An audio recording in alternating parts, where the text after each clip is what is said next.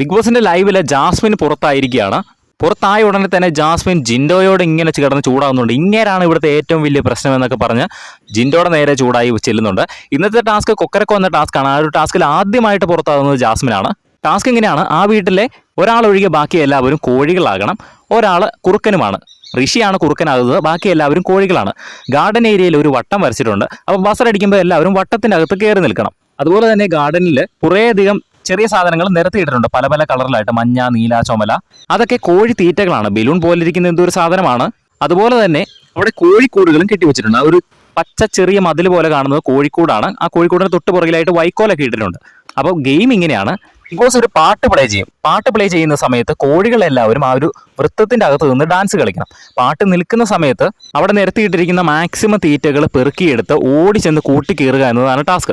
അപ്പോൾ കൂട്ടി കയറാൻ തുടങ്ങുന്ന സമയത്ത് കുറുക്കന് വേണമെങ്കിൽ കോഴീനെ വന്ന് പിടിക്കാം. അങ്ങനെ പിടിക്കുന്ന കോഴി ഔട്ടാകും. അങ്ങനെയാണ് ആദ്യം ഋഷി ഓടി വന്ന് ജാസ്മിനെ പിടിക്കുന്നത്. ജാസ്മിൻ അങ്ങനെ ഔട്ടായി. ജാസ്മിൻ ഔട്ടായിട്ട് ജാസ്മിൻ സമ്മതിക്കുന്നില്ല കേട്ടോ. ഇതെന്താണ് ഇങ്ങനെ, ഞാനല്ല, ഇവരാണ് അവരാണെന്നൊക്കെ പറഞ്ഞ ഓരോ കുറ്റം പറയാൻ തുടങ്ങി. അതുപോലെ തന്നെ ജിൻഡോടെ വെക്കിട്ട് കയറാൻ തുടങ്ങി. ഇങ്ങനെയാണ് ഇവിടുത്തെ ഏറ്റവും വലിയ പ്രശ്നം എന്നൊക്കെ പറഞ്ഞുകൊണ്ട് ജിൻഡോയുടെ അടുത്തേക്ക് ചെല്ലുന്നു. എന്തായാലും ജാസ്മിൻ ഔട്ടായിരിക്കുകയാണ്.